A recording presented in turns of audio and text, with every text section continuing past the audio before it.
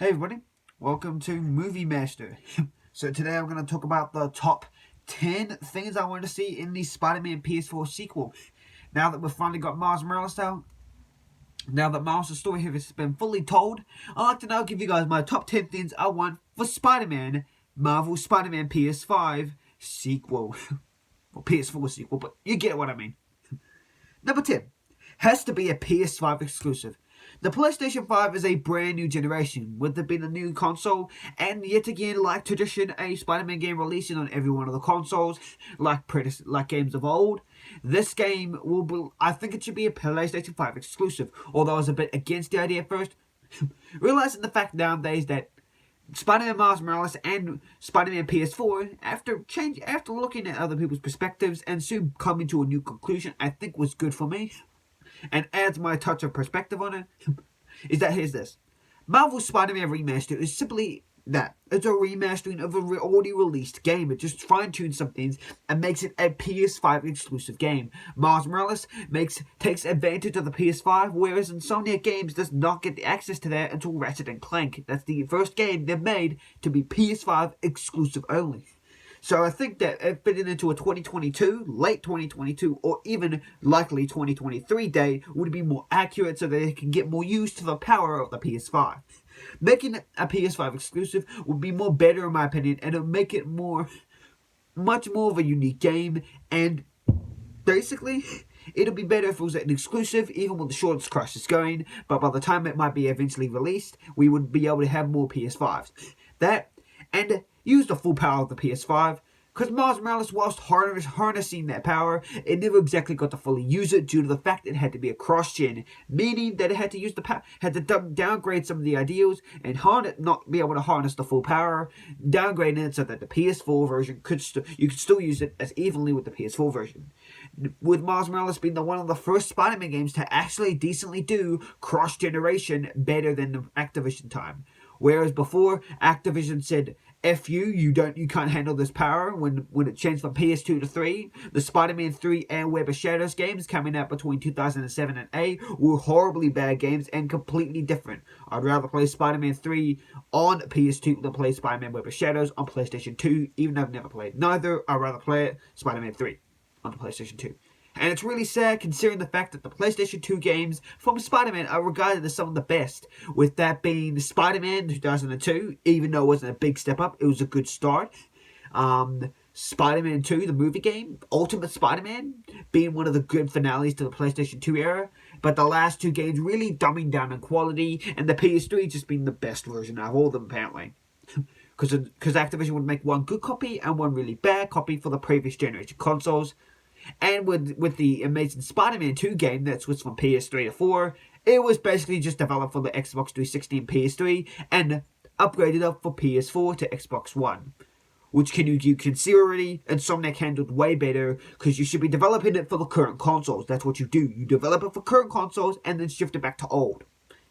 But enough on that subject, because I wasted about like a minute talking on that BS. Let's get to another subject. Number 9. You bring back some old villains. Now, a subject about villains will come up in a later part of the list, but bringing back old villains would be nice to tie it into the story. Although we've gotten references to previous villains returning, it would be nice for one or two of the villains from the previous game to make their appearances. Not one of the big ones, but at least a nice enough one that acknowledges the fact that it's still respecting the game that came before it. Because many Spider-Man games, including Miles Morales recently, have brought back a villain, that be Rhino, hopefully not getting dead after being, nearly being killed by the bad guy. Yes, spoiler alert for the Spider-Man games, Spider-Man PS4 and Miles Morales. Spoilers for those who have not played or looked at walkthroughs for the games. But nonetheless, having more the villains from the old game wouldn't be that bad. One character in particular I'd like to see explored on more is Taskmaster and Tombstone. Although Tombstone and Taskmaster both got their good fair due in the first game, I'd like to see them in the second game to get explored a tiny bit more. Maybe the stories have already been finished, who knows. But maybe, I don't know. If they don't bring back any villains, I'm fine with that, as long as we at least get one villain from the previous game.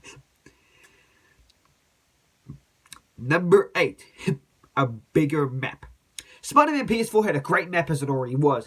and getting an even more bigger map would be awesome. This is why it factors into my point of it being a PS5 exclusive, making it so they can expand the map to more than just Manhattan.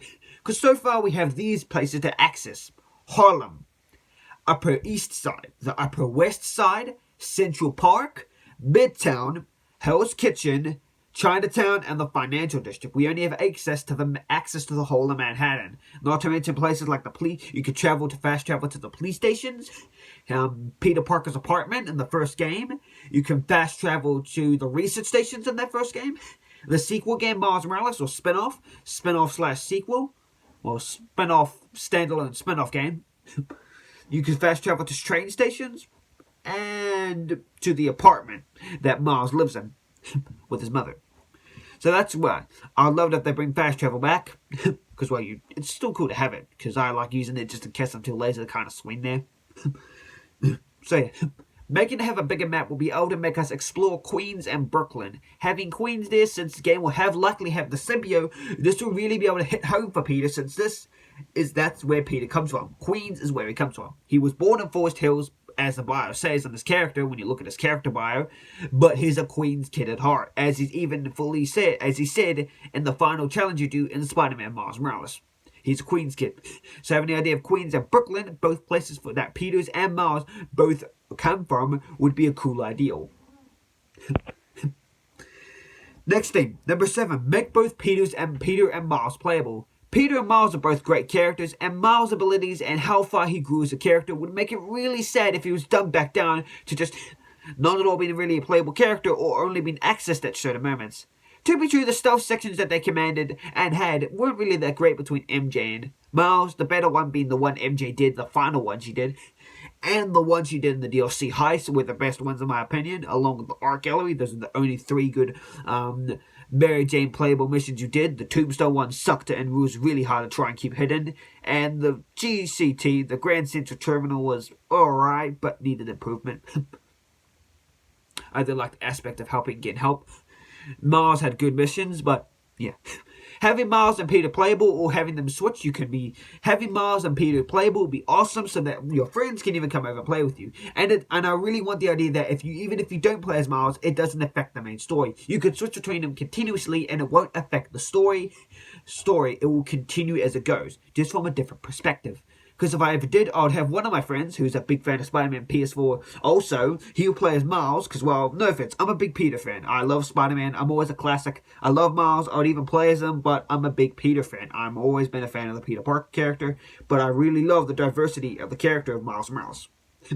Nonetheless, at number 6, bring back all the suits from the first game.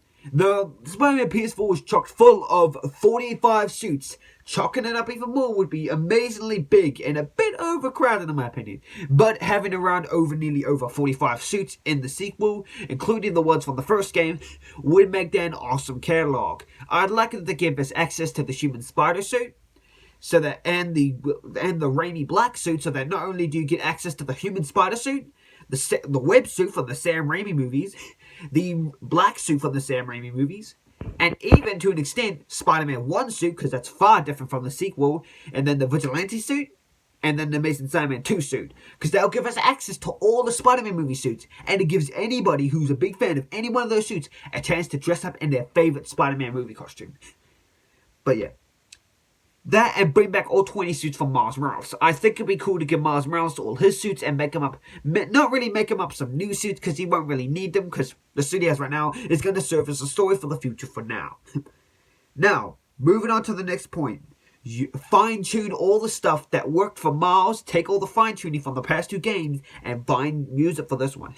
Miles Morales, whilst having a bit of a weak story, and some points that weren't exactly as tightly done, as it did do some bits nicer than the last game, especially the web swinging, because it felt more smooth.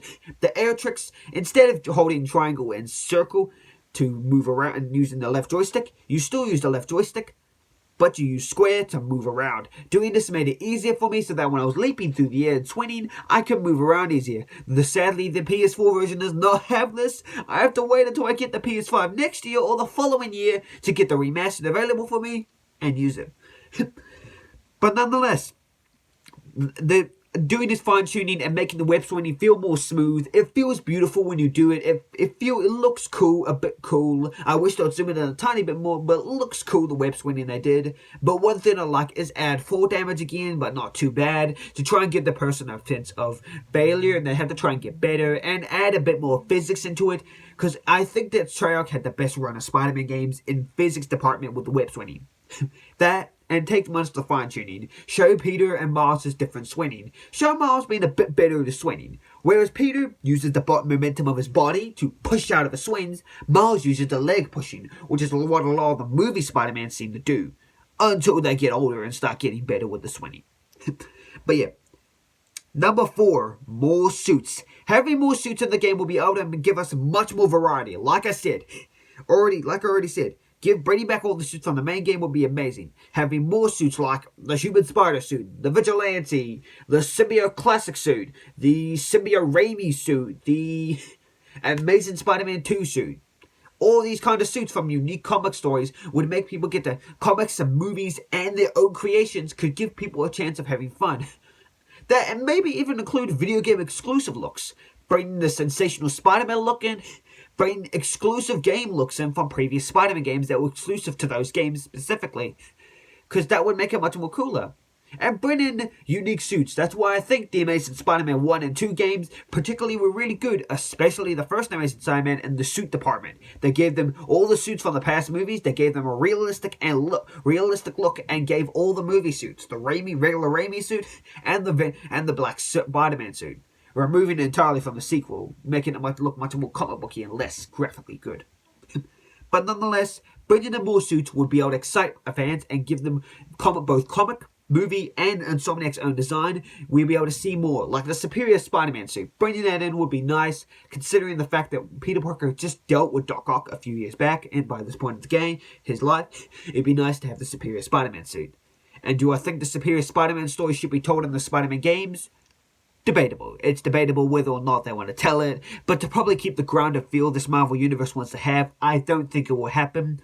But nonetheless, it might be a cool idea, but better saved for the comics, which is in a convoluted mess of worlds. Number 3. Have more unique fighting locations.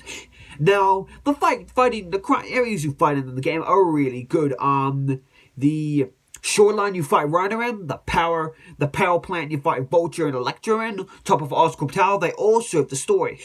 You fighting Scorpion in the shoreline really shows the fact that he's supposed to be poisoning the reservoir, and for Rhino, well, you fight him on the shoreline, don't know. Although the pairing of them was a cool idea, it felt the overwhelming amount of villains Spider-Man has, it did leave something sad that he did get to develop the villains. So hopefully by the sequel we'll be able to get the number of villains dumbed down a bit. Because, well, the first game was just to introduce us to this new Spider-Man and chock up full of villains like Spider-Man, like the Spider-Man PS1 game. Which is why I'm not surprised that Brian Intihar is such a fan of, considering the fact that some of the ideals from the classic PS1 game of Spider-Man 2000 transferred over to Spider-Man PS4. Literally, if you guys want to see a video of me drawing parallels between the 2000 game all the way back in that day, and the one from 2018, and even other Spider-Man games that this game draw parallels from, even the worst games in the franchise, see. Yeah, on a note, QuickTime events from Spider-Man PS4 came from Spider-Man 3 of all games, if you want to know. Although if you search up if you were around back in 2007 and 9, you would know what the hell I was talking about. If not, then you probably don't know what I'll talk. Just search up Spider-Man 3 QuickTime event fail. Just search up Spider-Man 3 QTE fails. It's pretty funny and just laughable a bit and cringeworthy in my best. Yeah. But besides that, when it came to fighting villains, you fought them in a warehouse. Or somewhere in the city. I like more unique fights, like fighting on the side of a building. We've already gone there, but maybe with Spider-Man clinging to the wall and him trying to flip him, and he has to jump off the building, flip, and then slam into the villain and kick back off and fight them on the wall. I think that would have been cool for the Amazing Spider-Man movie and game to do with him fighting on the side of a building, because it would have shown that they're on Oscorp Tower, which is what the movie failed to do. More on that idea a bit when I go delve into that in my Spider-Month that will be coming up around December. So check out those videos that will be coming out in December. But you won't be seeing those for a while. They'll be filmed, but you won't be seeing them until the end of the year. But continuing. Having more unique locations, like just besides warehouses. Keep the warehouses, but maybe have them fight in the sewers. Fight maybe fight inside a business or office building. Fight in the Daily Bugle. Fight on top of Avengers Tower. The One World Trade Center. On the shoreline. On the ferry. On the Statue of Liberty. I don't even know. On the Brooklyn Bridge. On the Manhattan. On any kind of bridge. Just something to differentiate the battles. Or on a train. On a train. We've already seen it, but yeah. That, and make the battles more interesting, please, because I just felt like it was just punch him, get back, dodge him, punch him again. That's all you really do. You punch him a few times, you flip back, dodge them, they shoot power at you, you knock them back down a bit. Some of them might get a cutscene showing you trapping them more. Shocker, for example. Subduing them or something, and subduing the villain or something, and then dodging them, and then beating the hell out of them. And if they want, get another boss battle with them. Each villain gets a boss battle each. Fisk is the only one with a solo boss battle. You don't have to fight him again after the events of the game. All the villains you have to fight twice. Yes, you fight Scorpion 2 times. In the dream scene, and on the shoreline with Rhino. But yeah, having more unique fights would be more better and more fine-tuned. And please, I don't want to have to get into a full-on brawl. Although I love it that it gets to show me how far I've come with my with my adapting to fighting with Spider-Man's skill set. I don't like the idea of me after taking out one wave, to have to break out into a full-out brawl. One thing I think Miles Morales did well is that if I turn back Cloaked Invisible or go back up on the roof, they'll just start being unsuspicious. That's why I think if you get back into the shadows of Spider-Man, slowly they'll calm down, and then you can go for a surprise attack, or just get back into a straight-out brawl. Because while Peter doesn't have camouflage, you can take the idea of not getting into a full-out brawl in a base for Peter. You can put that in Peter's character, but you have to eliminate the factor of him having camouflage, which Miles has, but Peter obviously doesn't. So yeah. Besides that, leading into this one, number 2, have more villains. Having more villains will be able to extend the story. Having Sandman in particular, one of my favorite Spider-Man villains. I got introduced to Sandman in Spider-Man 3. Yes, I do not hate Spider-Man 3. And yes, you will be able to see a video of me saying how Spider-Man 3 is an underrated gem of a movie, along with the Amazing Spider-Man 1. Not number 2. TASM 2 is a poorly made mess. But nonetheless, having more new villains would be a cool idea for me, in my opinion, and I'd love to see this in the next game. Sandman, Mysterio, who else would I like to see in the game? There's so many different Spider-Man villains that I can't even think off the top of my head. Maybe bring back 1 or 2 returning villains. Don't bring back one of the big guys. Maybe obviously Green Goblin and Venom. Having Venom as the sequel's villain would be better. Because making him in the first game is a formula we've already seen. Spider-Man 2000, Spider-Man Web of Shadows, we've already seen this idea with those movies. He's a villain in a lot of Spider-Man games, including Spider-Man 3, Spider-Man Into Time, and Carnage himself has been villains of Spider-Man The Amazing Spider-Man 2 and Spider-Man Shared Dimensions. And the black suit itself has been featured in nearly every Spider-Man game from 2000 to now as an unlockable, making it not an unlockable at all within the first the first Spider-Man PS4 game was good, because it meant it was breaking the mold. And then making it more of a better suit, and the sequel would one-up it, because having the symbiote in there could one it up from its predecessor. Whereas the first game tried to make itself the best Spider-Man experience, Miles Morales tried to make itself the best Miles Morales experience. The sequel needs to bump it up and make it the best symbiote, black spider, whatever, Venom experience. Make it one of the best experiences to have the Venom character. Take him in a new direction like we're seeing with all the other villains in his catalog. Now, number 1 over here says more unique crimes, but that's kind of already displayed. I'll factor that into number 2, have more unique crimes. I don't mind the crimes, whilst they were unique, we need more new ones, and Miles Morales had really weak crimes in this game. The crimes were lame. The billboard ones were interesting, but I often found me skipping them after completing it, because they made it a rigorous task that you have to complete over 25 crimes around the city.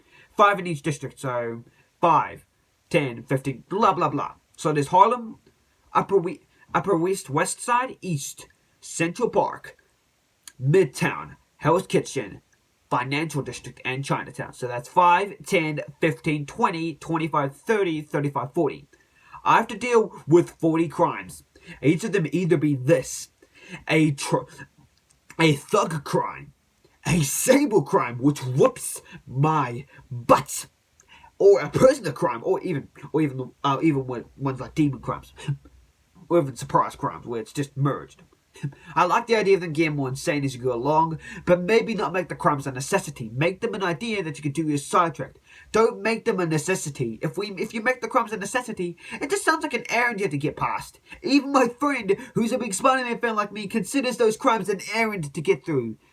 On my first 100% through, I thought I finished everything, and then I had to wait an hour to about 10 minutes or an hour at least to try and complete 5 crimes around the city. That shows me that I need to put more effort in doing crimes. That just puts pressure on me, because I need to try and complete the story and other things. I'm trying to complete the story first, not deal with whatever little mess that's going on there. I want to finish the story first, not do some crimes. Make them a thing, make them not really a full thing that you have to do to get more tokens. Don't make it a thing you necessarily have to do. Don't make it a necessity. Make it something that you can do as a little fun side quest. Make it a fun thing you can do to just enhance your abilities or to have a little fun around the map. So yeah. Number 1, and this is my favorite one, and everybody's been asking this: fully customizable suits. Or suit, as I like to call it. Spider-Man PS4 already had a good amount of customization when they said customize, but they didn't mean it right when they phrased it kind of wrong when they said customize. All you can change is the suit power, and mods. That does sound like a bit of a lot, but it's not much when you really look at it. You don't get to change the color of the suit. You don't get to change the look of it. You can't make it your... Yeah, what I want to do is do this. Make it that you can start off with the advanced suit. And then after that, you can change it to whatever you want. You can either use one of the previous suits for the previous game. Or make your own suit up. Make your own coloration suit up. So that would be a cool idea in my opinion. Making a fully customizable suit. So, for example, your own customizable suit color, symbol, everything. What do you want it to look like? The eyes, the mask, the body shape. The suit mods, like the suit mods that'll be with it, the visor mods. Not to mention maybe even you can even make or choose your own suit power. So the last one not so much, but the first 2 points, yes, definitely. But yeah, that's my top 10 things I want to see in Spider-Man PS4 sequel. What do you guys think? Tell me what you guys think in the comments below, and I'll see you guys later.